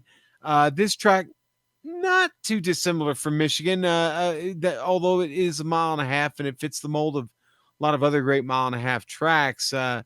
Joe, you came up through the field with all that was going on in the early cautions. We had none of that was easy. You said you're fighting a little bit of illness there, and so that had you maybe a little bit down. Man, what did it take to pull this off tonight? I got to know, what was your secret here this evening? Well, at the beginning, I kind of just rode around and we got a nice green flag run there, and that's where I made up a lot of spots. Once guys started losing their tires, I felt like the car came in pretty well to me, and I was able to manage the corners pretty well. And then we got through pit stops. I had a good pit stop, put me right in the top 5, right in that pack there. And then a couple of guys had problems, and I was kind of upset that I didn't beat Chris off pit road at the end there. I knew he was going to protect that bottom from me pretty well. And he did. And unfortunately, we had that incident. But yeah, that in clean air, it was just, you could just hold the bottom, never have to lift. And if one guy was going to get around me, it was going to be Dan, and he couldn't even do it. So I just had a couple of my teammates who had unfortunate luck take over on the comms, and they kept me cool and talked me home. Joe, who do you want to thank? I know there's a short list of people you gotta get out here. I'm so happy for you. I really am. Congratulations, man. I don't know how short the list is. I see this podium and I see George and I see Dan, and these guys have been with me since day one, and I couldn't think of a better podium to have for this race. And it's just awesome being able to race those guys. Thank my teammates. They've been great all year, keeping my head together, keeping me with things. And of course, the maker, the coiner of the Big Joe Show, Sean Ambrose. I think GSRC. Without you, Sean, this race would not be possible. That we would not have the Big Joe Show. It would just be Big Joe. Just be Big Joe. And love you, bud. I'm so glad you got to call this race, and thank you so much. Yeah, thank you. A real good feel good, a great feel good there. Thanks, Joe. And now Richie is going to get a chance to talk to Dan Guerin, who probably feeling a little bit. No, I'm sorry. We're talking to George Azzalo, not Dan Guerin. I'm sorry, George. I didn't mean to clip your interview, but Richie's got him. Don't cut me short, buddy.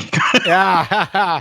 Well, George, you've had a lot of close races this year, and a lot of times you've been right there in the podium mix, and something's happened, either strategy or accidents, and we finally get you up on the podium this season. How does it feel to bring it home in second?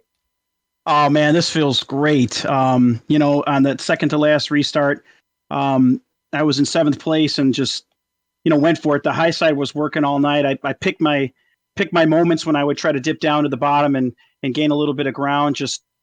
It just feels great. I nailed the pit stops. I just felt like I really had a chance there at the end, and I pushed it 3 wide just to kind of get up there. Jason definitely was giving me a run for his money. I was hoping to kind of get a little bit closer and maybe catch a nice draft and try to go underneath. But yeah, I knew the bottom was where it was going to be, and I kind of messed up that last restart and allowed Jason to get in there, and then kind of brought a few other guys back into the mix. But just so pumped to get a podium, and as Joe mentioned, this one's really special. With Dan kind of announcing that he's probably not going to be racing with us next year. And Big Joe, those guys again being there at the end. We were kind of the original crew for the Iowa meetup, and from like 3 guys, it exploded into 50. So it's just super special. I was kind of doubting myself there for a little bit, wondering if I'd be able to get back up there. I mean, this league's so competitive. But I guess I just never gave up and just kept trying. And I was glad that I could bring it home in second. It was supposed to be a podium, but thankfully I didn't get caught up there with Dan. I had a couple close calls tonight. this type of setup suits my style quite a bit. I'm not very good at tire saving. I feel like my talents are in my hands, and this was one of those races where you had to be on point with the steering. So I was just, like I say, I was really happy to bring it home on the podium with these guys.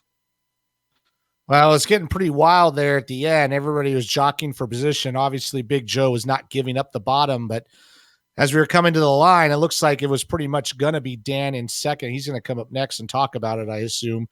But he crossed that seam a little bit sideways, and all of a sudden it all just kind of spread out, and there you were in second place. Yeah, I had to juke there to the right a little bit, otherwise I was going to get collected with Dan. I mean, I think we both would have probably crossed the line before the cars behind us, but I'm just glad it worked out. Yeah, it was a great feeling. Yeah, it's been a long year for some of your races we've been watching, but congratulations on the second place finish. Obviously, I know there's some people like you'd like to thank. Yeah, first and foremost, my admin team, my teammates, like to thank just the members for coming, showing up, and putting on a good show. I definitely have to give a big shout out to all the guys over at Sim Experience. They produce an amazing product with their AccuForce Pro V2. I'm telling you, that has been the difference for me all season. It's really helped just elevate my driving. It's been a great product, as well as my racing wheel from Turn Racing. That package combined has given me a lot of control. And then you kind of couple that, you get the trifecta with the minus 273 gloves, and it's just the ultimate package for sim racing. So I couldn't be more happier with the equipment that I brought to the table this year.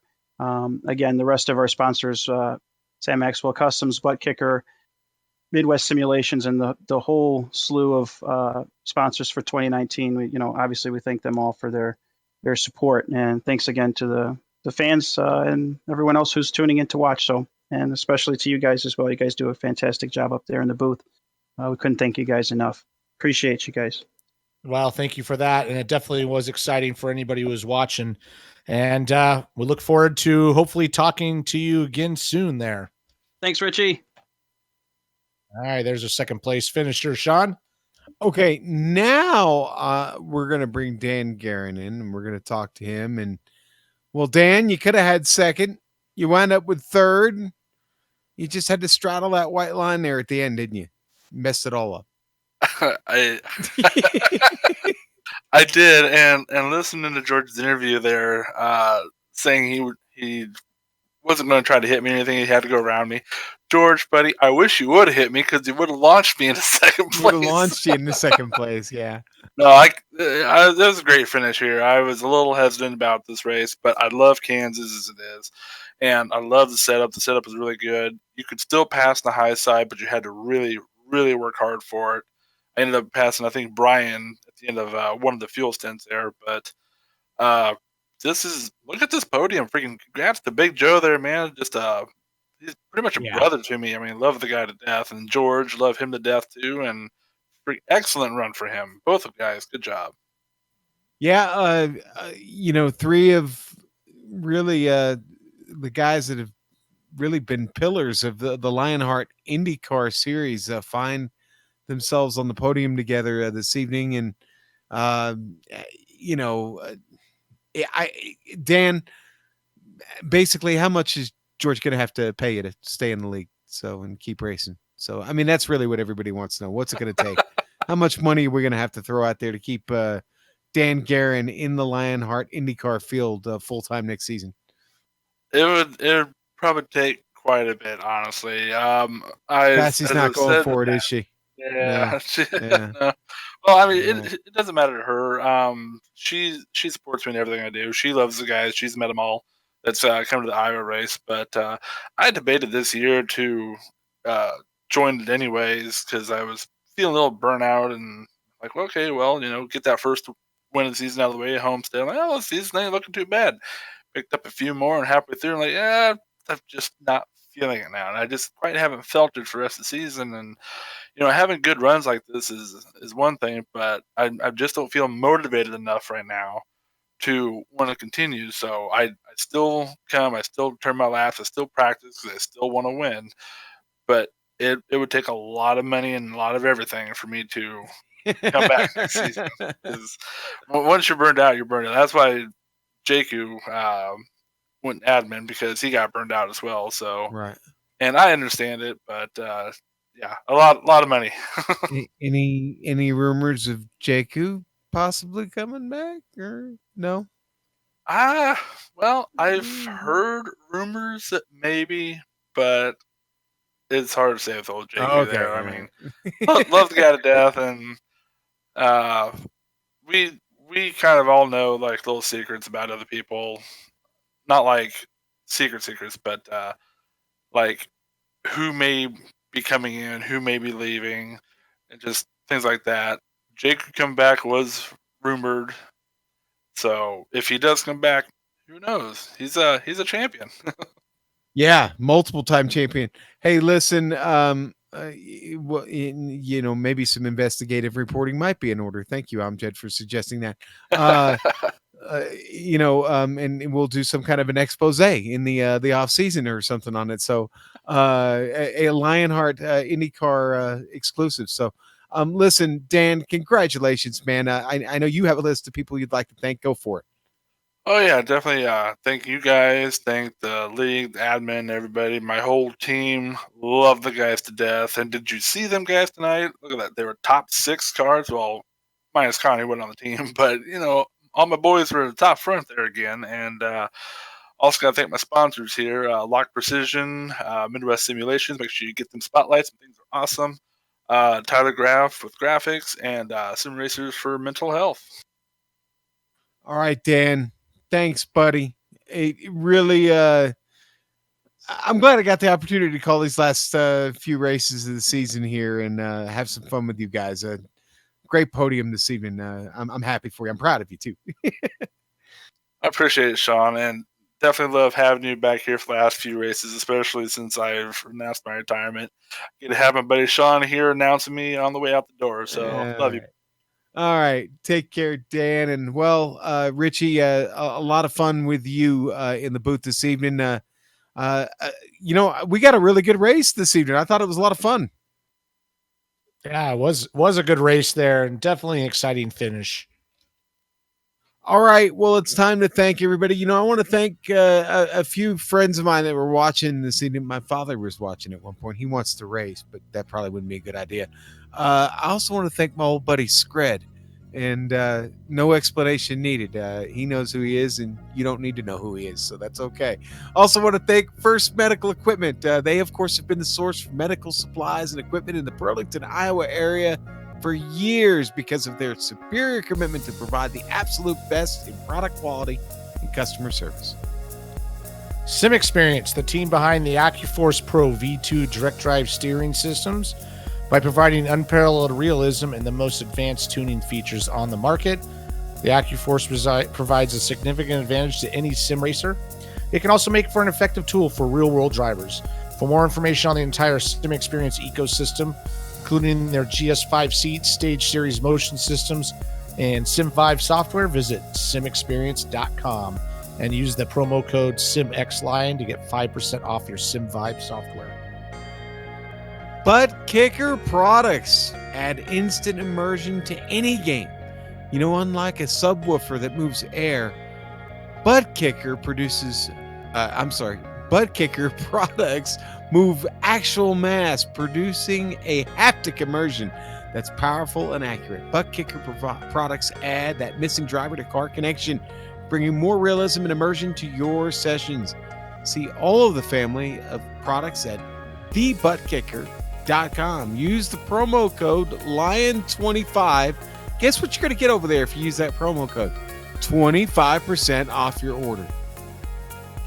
To contact any of the sponsors you see on the screen right now, go to LionheartRacingSeries.com. Click on 2019 sponsors, read or scroll to the bottom where you can click on the company logo. The original music on every GSRC broadcast comes courtesy of June Lalonde. See the screen for how to contact her. On the screen now are just some of the company's equipment and software that made this broadcast possible. The Lionheart IndyCar Series returns December 11th for round 24 from Laguna Seca. GSRC and IESN will be there to bring you all the action. Hope you join us. Thanks, Richie, and look forward to joining you in December at Laguna Seca. But on the screen now are some of the upcoming broadcasts that GSRC has coming up. Check those out. Mark them down on your calendar. We'd love to see you over at GSRC to watch some of those with us. And, well, while you're there, you can also find our website, globalsimracingchannel.com, or check us out on any one of our social media outlets. Facebook, type in Global Sim Racing Channel. We're an easy find. Twitter at GSR Channel. Join us. And, of course, on the gram. Yes, GSRC_gram. And while you're here, having done it yet, subscribe to this YouTube channel here on the iRacing Esports Network, and do it over at Global Sim Racing Channel too. But finally, on behalf of everybody that was a part of this broadcast tonight, Richie Hearn, I'm Jed Yaman, the great Dougie Beard.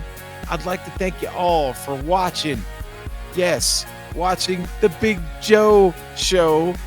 Spectacular at Kansas, won by Big Joe Hassard. So with that said, we're going to go off and storm the castle for our old buddy Soup. So until next time, race clean, race hard, and we'll see you on the track.